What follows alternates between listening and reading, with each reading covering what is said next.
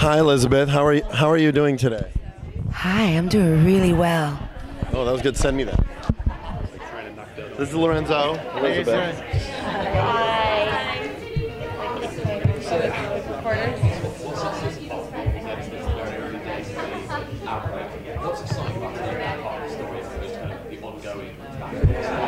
I'm gonna let you take this one. Come on, baby. I think what's most exciting is you get to really take a chance of, you know, in The Walking Dead, the coma happens and you wonder what happened while that was taking place. So you really get to discover with this family what's going on, and the audience knows.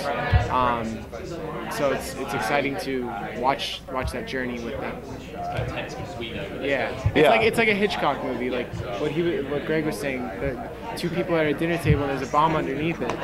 You can take my quote. It wasn't my quote. Hitchcock did it. Everyone but I love that you attribute that you gave me credit for it, which is good. Everyone knows there's a bomb under the table, so it's a very. I love that analogy. I know it's true. Listen. I mean, it's, you know, a lot of people talk about the show and they're like, it's a slow burn. I mean, when you have anything like this where the audience knows more than the characters, watching them make the right decisions and the wrong decisions. It's like, what are you doing? In a different way. Why would you go near that guy? Why would you let that happen? So yeah, there's going to be a lot of people yelling at their televisions. Yeah, AMC should put microphones into the TV so they can record it all. Oh, bad idea. We should totally do that. Greg, you're the most familiar with the dead part of The Walking Dead and Fear the Walking Dead. Now we have people who look like people. Their eyes are a little different. Yeah. Things are.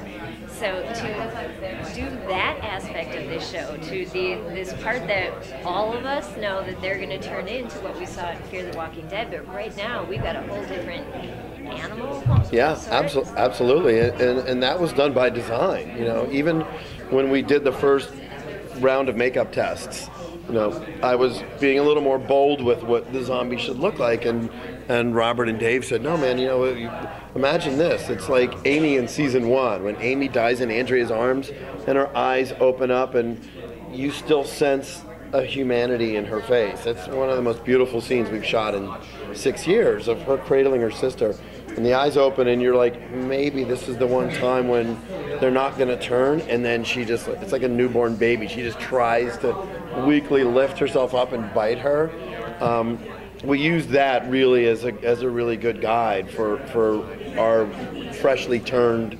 But that was the intent right out of the gate. Was you're not going to look and go, oh my God, there's something wrong with that person. They don't look right. It's got to be like, you know, you just see it in a crowd. And even in the trailer, you can see just a shot of a homeless guy standing in a park, walking a little slowly. There were a couple scenes that were written that ended up being put aside for probably a future draft or future episodes that were just fantastic. We just couldn't find time to shoot them all, but just something as easy as somebody seeing a baby in the back of a car and being like, oh my God, someone that scene. You know, stuff like that. And so beautiful. And how different that would be if you realized that somebody knows the other one, and the people in the car don't.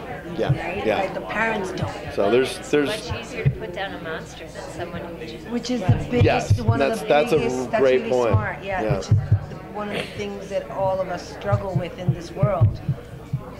Who, at what level are they still our friends, our family, our parents? Who are these people? You have histories that it's not clear that they're not humans. Yeah. I was going to ask, because that actually leads into this, is even more so than in The Walking Dead, I can see there's an intense paranoia, especially in the very urban situation of LA.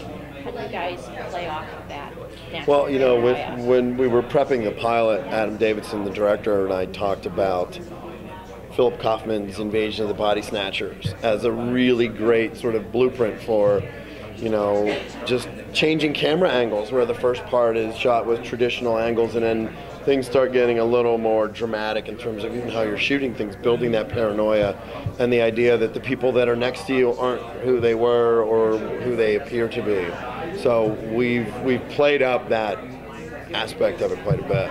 But in the story, as it's written, it's making Pete first accepting that, or who accepts it, who's in denial, and what does that take away from us in having to make decisions. You know. Potentially lethal decisions. Yeah, absolutely. And so because we don't have the rules. You know, it's not black and white. And so along the way, you see us have to compromise and change our value, you know, and I think you lose a part of who you are. You constantly reinventing yourself only because you have to, because of the choices you have to make to survive. So it's really beautiful. We do a lot of that in this, and I think the fans are going to connect with that. Things that make you a decent person in one world. Well, you think so, but like you see us, you see the devastation. You know, when you have values and you put against life or death, and all of a sudden you have to make a choice, and then you're not that person you were 2 seconds ago, are you? And so I can't imagine that a piece of who you think you are, who you were for this long, doesn't die. And then there's another one. So it's about making. A character says to me at some point, you have to make choices between bad choices and worse choices. What's it gonna be? There's no good choices. No choice you make, you're gonna be left with, well, that was good. I feel good about myself. You know?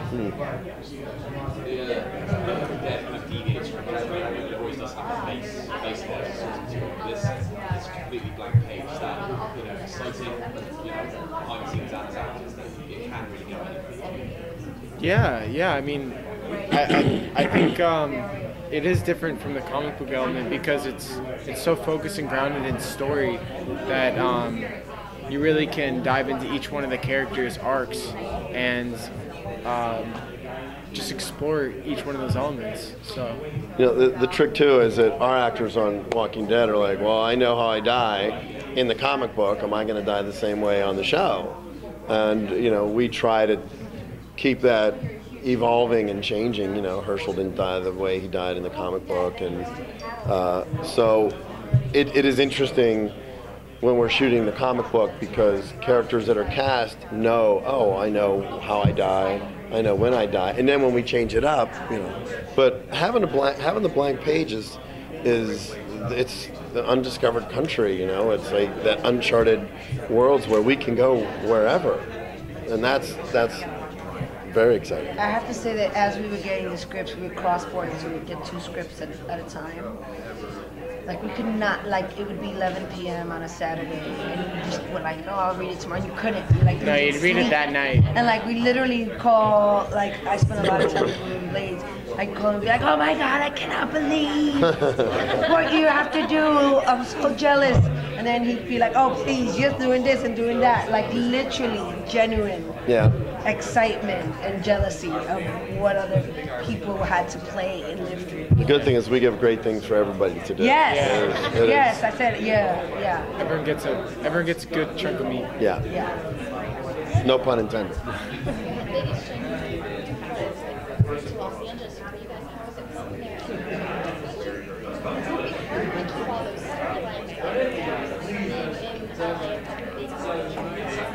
Well, you know, it's. I don't know. I don't know about that because in Georgia, we're in a location every day. People know where we are. People drive up. They watch us film every day. There's guys with telephoto lenses that take pictures of everything we do, and I'll walk on set, and then by the time I get home, there's pictures of me on set from that day. Covered with fake blood going, looks like somebody must have died today because Greg has blood on him. So there are people that just watch everything we do. There's an anonymity to Fear right now, which I think benefits the show. And also working in LA. Yeah. There's so many people don't care.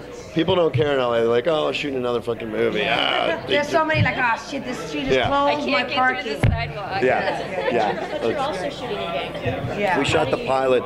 We shot the pilot in LA, and then we shot the other 5 episodes in Vancouver, and then we're doing pickups right now. We're doing all the exterior, so that we're still keeping all of what LA, the elements of LA that are in it, will still be LA. So it's challenging, and once the show airs, and people know who these characters are, and it'll be a it little. wasn't too crazy down in Vancouver. There was no like. There was a way, they a hire few pop security. rocks. We try to have a different name. We're not like Fear the Walking Dead, make a left.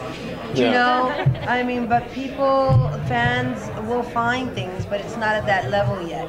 Also, I was joking about like, you know, I'm gonna have to spend a lot more money taking Uber when I get back to New York after this airs. There's be no more subways. You'll walk down the street and be like, oh my God, I love it. Yeah, it's gonna have to be like wigs and Ubers.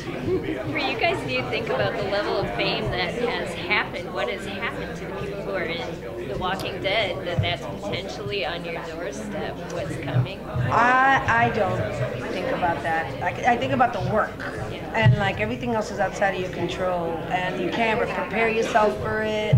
Other than the Uber, that's about as much, and I did that yesterday. No, I think